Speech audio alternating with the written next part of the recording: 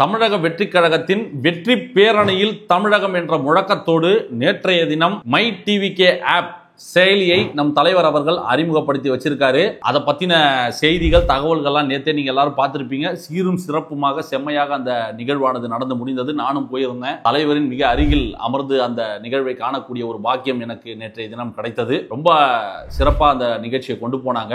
ஆதவண்ணன் அவர்கள் அந்த செயலியின் பயன்பாடு என்ன, அந்த செயலியை எப்படி பயன்படுத்தணும், அதுவும் கோர்ட்டு அந்த ஓடிபி விஷயத்தை நம்ம சொல்லியிருக்காங்க இல்லையா, இந்த ஓடிபி எல்லாம் வாங்கக்கூடாதுன்னு, அந்த விதிமுறைகள் எல்லாம் பின்பற்றியவாறுதான் இந்த செயலியானது அறிமுகப்படுத்தப்பட்டிருக்கு. அதாவது உடனே இந்த திமுகவின் கொத்தடிமை கும்பலாக செயல்பட்டு கொண்டிருக்கும் தொங்கு சதைகளும் அடிமை கூட்டங்களும் நேற்று உடனே அந்த ஆப்பை வச்சு ஒரு பொருளை கலப்ப ஆரம்பிச்சாங்க.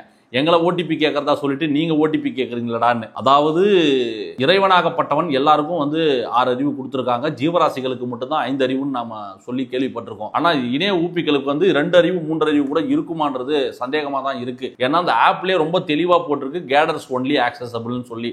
கேடர்ஸ் ஒன்லினா நேற்று ஆதவ் அவர்கள் தெளிவா சொல்றாரு, நிர்வாகிகள் மட்டும்தான் அந்த செயலியை பயன்படுத்த முடியும். 2,95,000 நிர்வாகிகள் இருக்கோம் நாங்க தமிழக வெற்றி கழகத்துல. அந்த 2,00,000 சில்லற நிர்வாகிகள் இந்த 15 நாளைக்குள்ள அதுல இணைந்து அதற்கு பிறகுதான் நீங்க மக்களிடம் போய் சென்று மக்களை கூட்டம் கூட்டமா வெறும் ஒரு மொபைல் நம்பரை வச்சு அந்த ஒரு ஃபேமிலியை மொத்தமே அதுல ஆட் பண்ண முடியும்.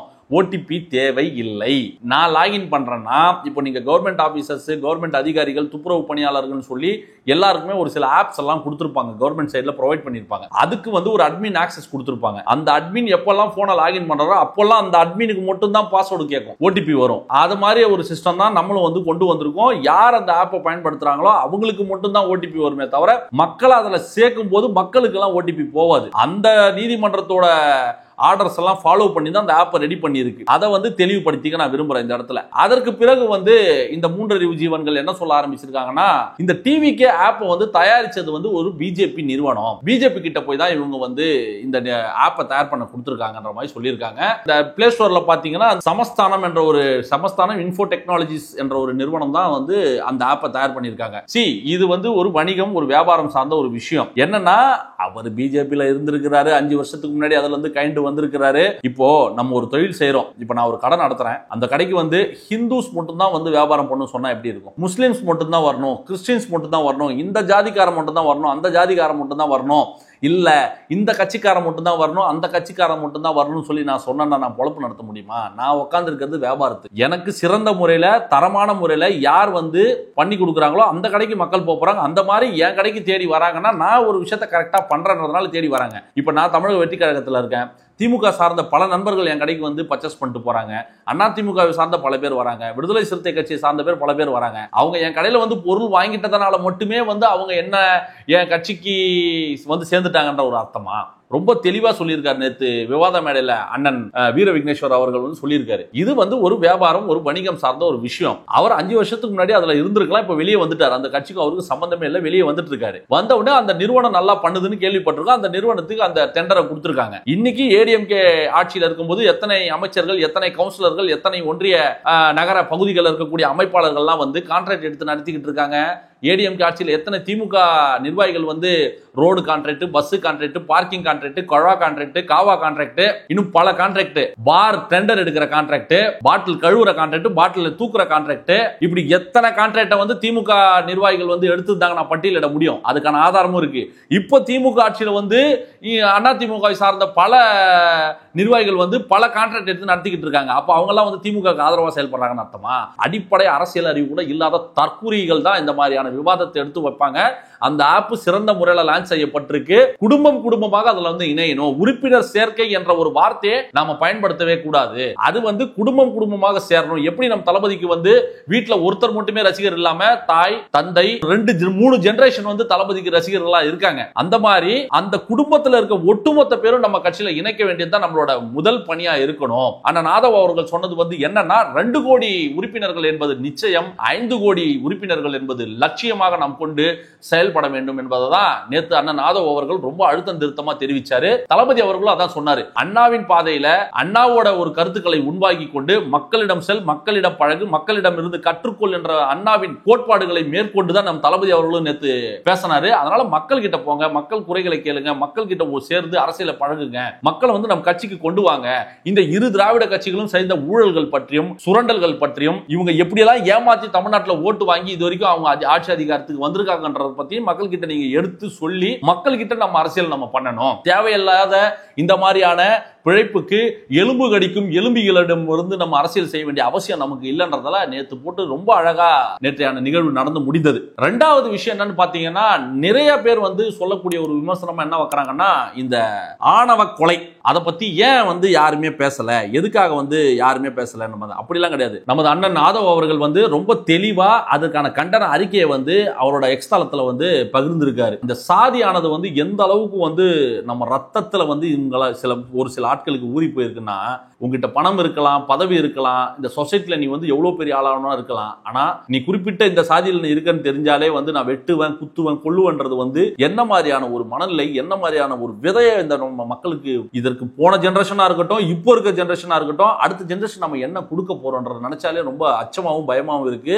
ரொம்ப நுணுக்கமா வாழைப்பழத்துல ஊசி ஏத்துற மாதிரி நமக்குள்ள அந்த ரத்தத்துல ஏத்திக்கிட்டே இருக்காங்க அந்த சாதி பிரிவினைவாதத்தை. இந்த ஜாதியில பிறந்தா அவன் இப்படிதான், அந்த சாதியில பிறந்தா இப்படிதான், இந்த தொழில் செஞ்சா இப்படிதான், அந்த தொழில் செஞ்சா அந்த சாதிக்காரன்ற மாதிரி பிராண்டிங் கொடுக்கக்கூடிய சில விஷயங்களை இந்த சனாதனங்களால அந்த காலத்துல தான் அப்படி இருந்தது.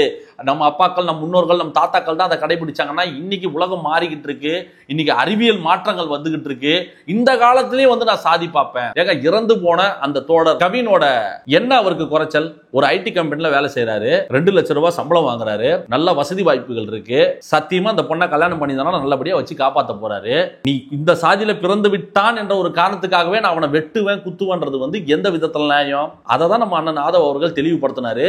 அண்ணன் ஆதவ் அவர்கள் வெளியிட்ட அறிக்கை தளபதி அவர்கள் பார்த்து படிச்சு அவர் அப்ரூவல் கொடுத்ததுக்கு அப்புறம் தான் அது பொது தளத்துக்கே வெளியே வருது. அவரோட அப்ரூவல் இல்லாம சத்தியமா எந்த ஒரு விஷயமும் வெளியே வராது. அது ஆதவ் அவர்கள் மட்டும் கிடையாது, ராஜ்மோகன் அவர்களாக இருக்கட்டும், ரமேஷ் அவர்களாக இருக்கட்டும், மற்ற நிர்வாகிகளோட எந்த ஒரு, அண்ணன் ஆனந்த் அவர்களோட எந்த ஒரு அறிக்கையாக இருந்தாலும் ஒரு அறிக்கை வெளியே வரப்போகுதுன்னா அதை முதல்ல அண்ணன் வாங்கி படிப்பாரு. அண்ணன் வாங்கி படிச்சுட்டு அதை பார்த்து அவருக்கு அதுல ஒரு கிளாரிட்டி வரணும். இது கரெக்டா, இது தப்பா, இது சரியா இருக்கு, இது சரியா இல்ல.